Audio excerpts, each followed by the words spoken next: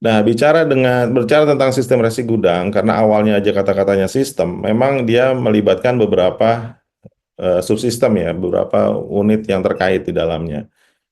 Badan pengawas ini memang secara amanah undang-undangnya ada di Bapepti. Lalu kita mengenal yang namanya pengelola gudang, dia fungsinya melakukan penyimpanan, pemeliharaan, dan pengawasan barang. Ada yang namanya LPK, Lembaga Penilai Kesesuaian. Ya, dia melakukan kalau secara komoditis dia QC-nya lah ya, untuk kualitinya seperti apa, dia menerbitkan sertifikat tidak hanya dari kualitas komoditasnya, tapi termasuk gudangnya ini juga harus memenuhi standar gudang. Itu juga dilakukan uji oleh LPK. Dan juga termasuk dari sisi manajemen si pengelola gudang, manajemen badan usahanya itu juga dilakukan penilaian oleh LPK. Setelah itu ada yang namanya pusat registrasi. Nah, ini dia melakukan secara ketentuan namanya penatausahaan resi gudang. Memang kalau bahasa gamblangnya ya dia yang mengelola sistem lah ya, sistem informasi. Gitu ya. Jadi mulai ada pencatatan, penyimpanan, pemindah bukuan kepemilikan atau pengalihan, ada pembebanan hak jaminan ini yang tadi bahasa umumnya diagunkan atau diberikan pembiayaan, ada pelaporan, dan juga penyediaan sistem dan jaringan informasi ini tugasnya pusat registrasi.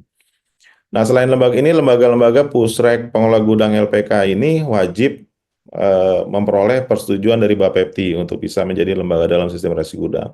Namun selain itu juga ada asuransi, karena ada kewajiban asuransi, ini bebas ya, asuransi ini boleh dari mana saja, lembaga apa saja, tidak harus dapat izin dari Bapepti dulu. Ini asuransinya nanti terkait dengan yang diwajibkan itu asuransi terhadap barang. Jadi kalau gudangnya gimana diasuransikan? Gudangnya opsional, tidak wajib, tapi barangnya wajib. Cuma biasanya memang ada yang satu paket gitu ya, tergantung resiko-resiko yang dinilai oleh pengelola gudang. Lalu lembaga keuangan, bank atau non-bank, atau lembaga pembiayaan ya, ini juga, dan ini tidak harus memperoleh izin dari Bapepti, kecuali untuk yang penyalur subsidi. Nah, kalau penyalur subsidi memang harus ada kerjasama dengan kami dan juga dapat persetujuan juga dari Kementerian Keuangan sebagai bank penyalur skema subsidi. Satu lagi namanya lembaga penjamin resi gudang. Nah, lembaga penjamin resi gudang ini dia fungsinya mirip seperti lembaga penjamin simpanan kalau di perbankan, jadi seperti LPS. Jadi kalau LPS itu kan misalnya banknya kolaps gitu ya, kita punya uang simpanan di bank itu apakah hilang itu dijamin oleh LPS bahwa barang kita itu atau uang kita itu aman ya kalau di bank sampai senilai tertentu, kalau nggak salah sampai 2 M ya, sampai 2 M itu nanti akan ditanggung oleh LPS. Jadi ada perasaan tenangnya gitu ya ketika kita eh, melakukan penyimpanan uang kita di bank. Nah, demikian pula sebenarnya di gudang SRG. Jadi ada lembaga penjamin resi gudang namanya, sesuai dengan amanah undang-undangnya. Dia ini melindungi hak pemegang resi gudang atau pemilik barang dan juga penerima hak jaminan. Penerima hak jaminan ini lembaga bank ya, bank atau non-bank yang sedang melakukan mengagunkan resi gudang tersebut.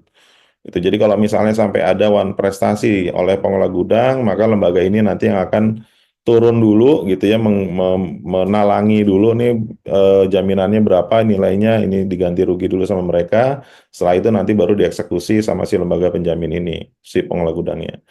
Gitu. Nah, hanya saja sayangnya ini lembaga ini sampai saat ini masih berproses. Dulu sempat ada sudah ada penunjukan tapi akhirnya tidak jadi gitu ya karena ada perubahan di lembaganya. Dan saat ini kita akan mulai masuki fase seleksi kembali nih. Nanti siapa yang bisa menjadi lembaga pelaksana penjaminan.